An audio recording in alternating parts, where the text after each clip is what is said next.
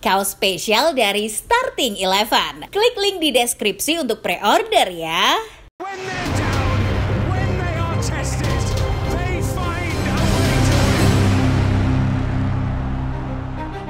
win. Kau yang mengawali, kau yang mengakhiri. Begitulah ungkapan yang tepat untuk mengiringi kisah Deportivo La Coruna di bawah sang pemilik mereka, Augusto César Lendoiro. Luapan emosi kesedihan sempat menyentuh seantero publik La Coruna kala klub yang sempat dijuluki Super Depor di awal 2000-an itu lambat laun kini jadi tim pesakitan.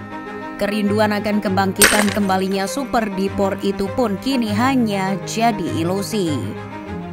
Sebelum masuk ke pembahasan, kalian bisa terlebih dahulu menekan tombol subscribe dan menyalakan lonceng notifikasinya agar tidak ketinggalan video-video teranyar dari Starting Eleven. Betapa hebohnya dulu di akhir 90-an dan awal 2000-an ketika melihat klub seperti Deportivo La Coruna mengejutkan La Liga dengan mengusik hegemoni klub-klub besar macam Real Madrid dan Barcelona.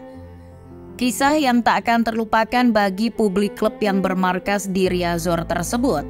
Apalagi klub itu tak punya sejarah indah sebelumnya secara prestasi.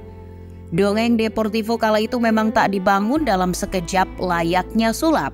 Era kebangkitan klub kecil Spanyol itu tak lain berkat jasa politisi lokal bernama Augusto César Lendoiro. Lendoiro ditunjuk sebagai presiden klub pada tahun 1988. Ketika Lendoiro menjabat, Deportivo adalah klub pesakitan dengan hutang yang menggunung. Hal itulah yang jadi PR utama presiden klub. Namun perlahan Lendoiro memberesi itu. Langkah pembenahan pun mulai menunjukkan hasilnya ketika Deportivo promosi ke La Liga pada musim 1990-91. Dari segi transfer pun sang presiden berani menggebrak dengan mendatangkan pemain-pemain bintang macam Bebeto maupun Mauro Silva. Di fase inilah era julukan Super Depor dimulai bersama pelatih Arsenio Iglesias. Runner-up La Liga di musim 1993-94 dan 1994-95 serta trofi Copa del Rey di musim 1995 jadi buktinya.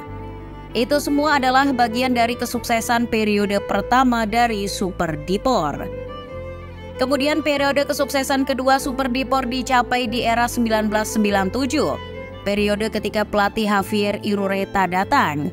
Belanja besar-besaran Lendoiro di musim 1999-2000 macam Roy Mekai terbukti mampu mendongkrak performa tim. Akhirnya, mimpi panjang Lendoiro dan seluruh warga A Coruna pun menjadi kenyataan. Setelah hampir 100 tahun berdiri, Deportivo La Coruna akhirnya berhasil menjadi juara La Liga untuk pertama kalinya. Sejak saat itulah Super Depor menjadi langganan papan atas La Liga. Namun tak banyak disadari saat momen indah itu terselip sebuah permasalahan finansial yang tak terdeteksi. Hingga semua permasalahan itu menggunung dan pecah di tahun 2005. Bagaimana mau terdeteksi kalau mereka masih dimabukkan oleh beberapa pencapaian, baik itu gelar Copa del Rey yang kedua pada tahun 2002 maupun pencapaian terbaik di level Eropa saat masuk semifinal Liga Champions 2004-2005. Era kepemimpinan pelatih Javier Irureta pun mulai dipertanyakan ketika hanya berada di peringkat ke-8 La Liga pada musim 2004-2005. Irureta akhirnya tak kuat lagi menanggung beban sendirian. Ia pun akhirnya meninggalkan klub pada tahun 2005. Irureta meninggalkan klub tak sendirian, para pemainnya pun juga ikut seperti Fran dan Mauro Silva yang pensiun, maupun Jalminya dan Roy Mekai yang hengkang ke klub baru. Waktu itu juga situasi finansial Deportivo makin buruk. Tak lain penyebab utamanya adalah ulah presidennya sendiri. Lendoiro akan terlena dalam hegemoni kesuksesan. Sampai-sampai ia tak menyadari bahwa selama beberapa musim kesuksesannya itu, segi finansial klub sangat bermasalah. Lendoiro tak pandai mengelola finansial klub secara berkelanjutan. Kebijakan transfernya selama beberapa musim ternyata telah membawa klub ke dalam kerugian. Lendoiro tak selamanya memiliki uang setelah Deportivo absen di kompetisi Eropa. Maka ketika ia mulai membutuhkan uang untuk tagihan gaji pemain yang semakin membengkak, ia pun kehabisan akal. Penyebab utama dari kebangkrutan Super Depor sebenarnya terletak pada fakta mempertahankan mode manajemen yang amburadul. Sikap tata kelola manajemen yang ngawur itu pun berbuntut kerugian.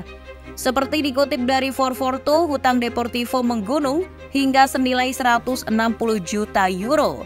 Hal itulah yang memaksa Lendoiro legowo untuk mundur dari jabatan presiden klub pada tahun 2013. Nasibnya pun jadi pesakitan setelah mengundurkan diri. Ia dituntut kasus demi kasus seperti halnya kasus korupsi maupun kasus pajak. Di balik kekacauan itu, mereka akhirnya benar-benar mengalami masa kelam pada 2011 dan 2013. Mereka mencicipi kembali yang namanya degradasi dari La Liga. Degradasi itu bak sebuah hadiah selamat jalan bagi sang presiden klub Lendoiro. Setelah era Lendoiro, terpilihlah presiden baru, Tino Fernandes. Ia melunasi hutang 45 juta euro melalui pinjaman dari bank. Dalam 5 tahun, ia mengurangi separuh hutang klub. Namun di sisi lain, ia tetap berjuang untuk merebut hati basis penggemar yang semakin skeptis dan frustasi dengan perekrutan dan pemecatan manajer yang terus-menerus dilakukan. Asal tahu saja, Deportivo di zaman Presiden Fernandes doyan gonta-ganti pelatih. Mereka bahkan sampai 9 kali ganti pelatih. Dan lucunya, tak ada satupun yang membuahkan progres maupun hasil yang signifikan. Yang ada malah Deportivo terdegradasi lagi di musim 2017-2018. Ketika itu mereka dilatih bekas legenda Madrid dan Milan, Clarence Seedorf. Era Presiden Fernandes pun terpaksa diakhiri pada 2019. Penggantinya yang baru kini yakni Fernando Vidal. Di zaman Vidal, ia melakukan kebijakan berani. Ia mengizinkan bank bernama Abanca untuk mengambil kendali klub. Vidal rela menukar beban utang klub dengan kepemilikan saham kepada bank tersebut senilai 78%. Stadionnya pun saat itu juga berubah nama menjadi Abanca Riazor. Namun kebijakan itu tak cukup menyelamatkan Deportivo dari keterpurukan yang semakin berlanjut. Mereka terdegradasi lagi pada musim 2019-2020. Kali ini bahkan ke divisi 3 Liga Spanyol. Bahkan hingga musim 2022-2023, mereka belum juga bisa promosi ke divisi 2 Liga Spanyol. Ketidakmampuan Deportivo untuk maju dan bangkit dari keterpurukan tentu akar masalah utamanya adalah finansial klub. Meski kini dimiliki oleh sebuah bank, publik Riazor tak bisa berharap dan menuntut lebih pada pihak bank tersebut. Pasalnya, kesepakatan dengan pihak bank Abanca itu hanyalah buah dari tukar guling dengan penunggakan hutang yang dimiliki Deportivo. Deportivo La Coruna kini seperti tersandra. Mereka seakan tak tahu lagi jalan untuk bangkit. Butuh suatu jalan keajaiban untuk bisa merubah nasib klub. Riazor Blues, pendukung setia mereka kini hanya bisa menunggu dan menunggu, sambil sesekali flashback menengok video kesuksesan mereka dulu dari rumahnya masing-masing.